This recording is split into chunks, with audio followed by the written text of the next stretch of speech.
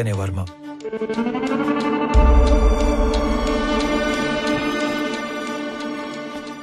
అతను పట్టుకున్న gift box మీద వర్మ అని పేరు రాసింది చూడు.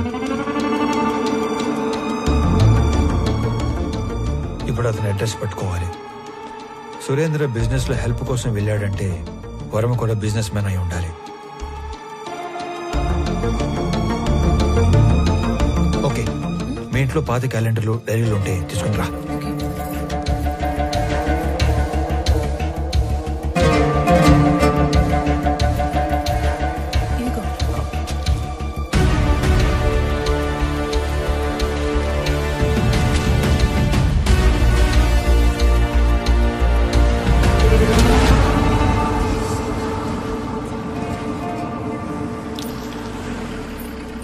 పాపా, వర్మ గారు ఉన్నారమ్మా?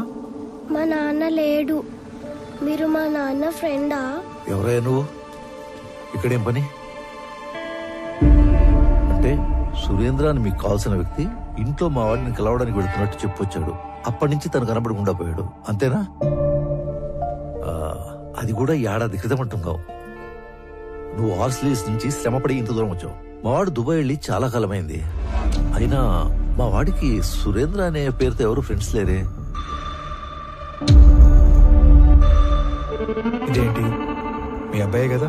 ఆ పక్కన ఉన్న పెళ్లి కొడుకు పేరే సురేంద్ర. వీళ్ళ ఫ్రెండ్స్ కాకుండానే అయి ఉండొచ్చు. అయితే ఏంటి? మీరేదో దాస్తున్నారు. అవునయ్యా, దాస్తున్నాను. అది నీకు అర్థమైంది కదా. ఇక నువ్వు బయలుదేరచ్చు. బయలుదేరచ్చు. ఏం చూస్తున్నారమ్మా? పద లోపలికి పద.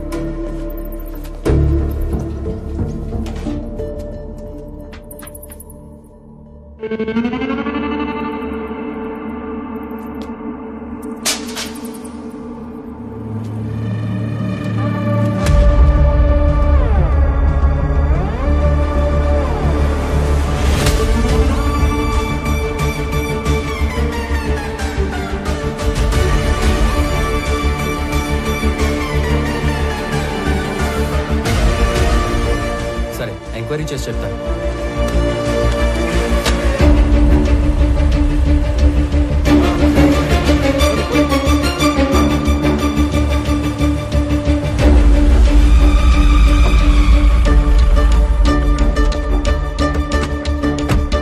నమస్తే సార్. నమస్తే సార్.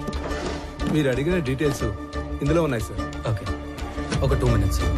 ఇటు వచ్చి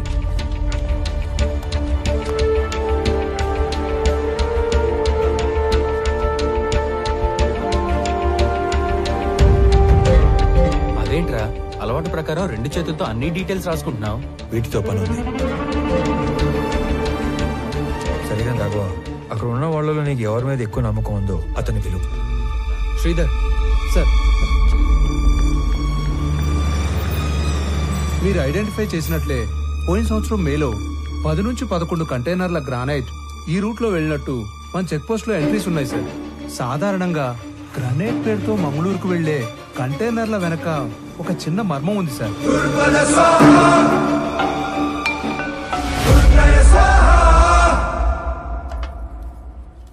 పెద్దమ్మా, చిన్నోడికి ఆవు పాలు అడిగినావుగా, ఇగో. అరే అనంతు, వేడివేడిగా ఉంది, తిందుగందా? లేదులే అన్నా, అర్జెంట్ గా పోవాలా. అయినా నీకేమి, కాస్త ఆస్తి చేతిలో ఉద్యోగం ఉండాది. నేను కూడా బాగా సెటిల్ అయినాక అప్పుడు తీరుబాటుగా కూర్చొని తింటా. వస్తా. ఒరే, టిఫిన్ కి సెటిల్ అవడానికి సంబంధం ఏందిరా? ఉంటదన్నా, ఉంటది. ఏందో ఇది. ఏంది నాయనా అదో మాదిరిగా ఉండవు? రే, నువ్వు చేసా ఉండేది మాకు నచ్చడం లేదు. నువ్వు ఇంటి ముఖం చూసి వారం రోజులు అవుతుండాలి. ఆఫీస్ కూడా మానుకుని ఆ సురేందర్ని వెతకాలా ఏమి? ఇది కూడా ఆఫీస్ పనే. ఎవరో కూడా పూనుకోపోతే కేసు అట్టా ముందుకు పోతాది. ముందుకెళ్ళకపోతే ఆడనే ఉంటాది. ఒక్కరికి సాయం చేయడం కోసం అన్ని వదులుకొని పరిగెత్తాల్సిన అవసరం ఏంది? మీరేమనుకోనంటే ఒక మాట చెప్తానే. మీరేం చేసినా 10 మందికి ఉపయోగపడే పనే చేస్తారు. కానీ ఈ విషయంలో మీరు ఒకరి పని కోసం ఎక్కడో తిరుగుతుంటే మిమ్మల్ని మెచ్చించనమే తప్పుగా మాట్లాడతారు. బావగారు 4 రోజులుగా నిద్రపోలేదు అల్లుడు గారు. అమ్మాయి కూడా మీ గురించి ఒకటే దిగులు. మహాలక్ష్మి, నువ్వు కూడా చెప్పేది ఏదైనా ఉందా? ఏం లేదు.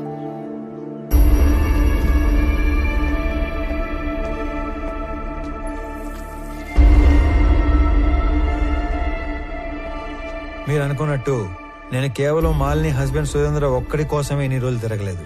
కనపడకుండా పోయింది ఒక్కరు ఇద్దరో కాదు, దాదాపు 20 మంది. సురేంద్ర కోసం వెళ్తే వర్మ, వర్మ కోసం వెళ్తే అతని అసిస్టెంట్ రాజా, రాజా కోసం వెళ్తే వెంకట్. ఇలా నా దగ్గర పెద్ద లిస్టే ఉంది. ఇంట్లో మనిషి వస్తాడో రాడో, అసలు ఉన్నాడో లేడో తెలియక ఎదురు చూసి చూసి కళ్ళు మసకబారిపోయిన తల్లిదండ్రులను చూశాను.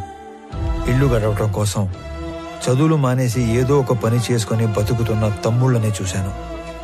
పిల్లల పోషణ కోసం అన్నీ చంపుకొని చేయకూడని పని చేస్తున్న ఒక ఆడకూతుర్ని కలిశాను.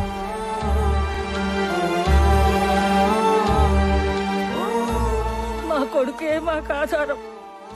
వాడిని వెతకడానికి వెళ్ళే ఇలా కాళ్ళు పోగొట్టుకున్నాడు. అది మాత్రమే కాదు, ఈ 20-25 మంది గల్లంత అవడానికి మన జిల్లాకు పట్టిన పెద్దమ్మారి దరిద్రం ఎర్రచందనం కొయ్యాల స్మగ్లింగ్ కారణం అయి ఉంటాదని నాకు ఆధారాలు దొరికాయి. అందుకే ఇదంతా చేయాల్సి వచ్చినది.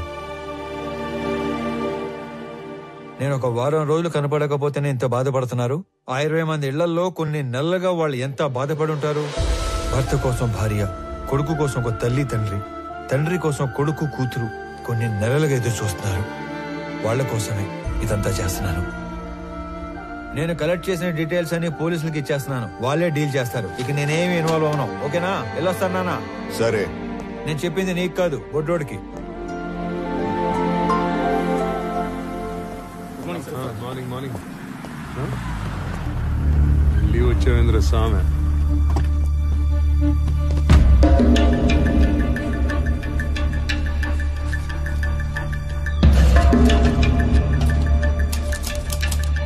అరే, మీరు దేని నుంచి తీసుకొచ్చి దేనికి తీగ కట్టారు రామారావు గారు? గ్రేట్. ఏమీ లేని ఒక విషయానికి ఎర్రచందనం రంగు పులివితే నేను సీరియస్ గా తీసుకుంటానని మీ ఎత్తుగడ. కొంప తీసి ఇక్కడున్న ఈ చెట్లు చూసి నీకేమైనా ఆలోచన వచ్చిందా? మీ అంత కాకపోయినా మేము షార్పే. ఎత్తుగడ కాదు, నిజం. ఏంది నిజం? మీరు చెప్పిన ఆ చెక్ పోస్ట్ రిజిస్టర్ లో గ్రానైట్ రాసి ఉంటే మీరు ఎర్రచందనం ఎట్లా చెప్తారు?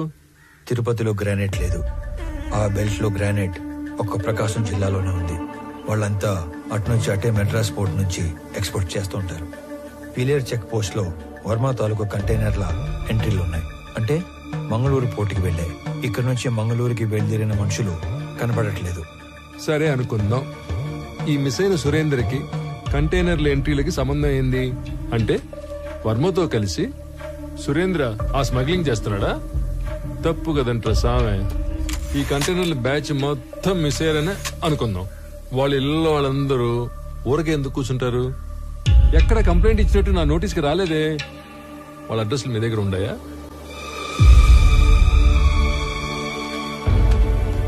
సారీ సార్, నా దగ్గర వేరే డీటెయిల్స్ ఏమి లేవు. సురేందర్ది చీటింగ్ కేసు కాదు, మిస్సింగ్ కేసు అని ప్రూవ్ చేస్తానని చెప్పాను, చేశాను.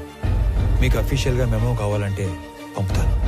వద్దులే, మాకు ఈ మెమోలు డెమోలు ఏం వద్దులే గానీ మీ మిస్సింగ్ కేసు సీరియస్ గా తీసుకుంటాను. ఈడెవడు సామి అటు తిరిగి ఇటు తిరిగి మాల్కి దీనికి లింక్ పెట్టాడు.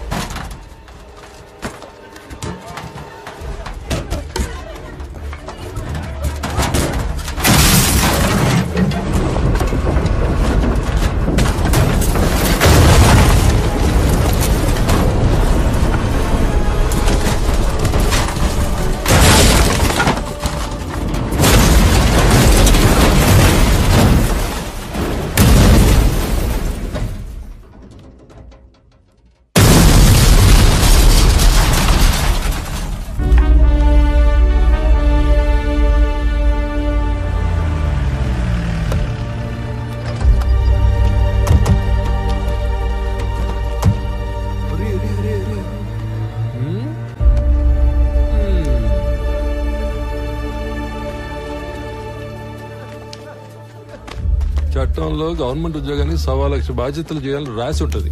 అవన్నీ చేయకూడదు. స్టాండర్డ్ గా కొన్ని ఉంటాయి. మూసుకొని అవి చేసుకుంటూ పోవటమే.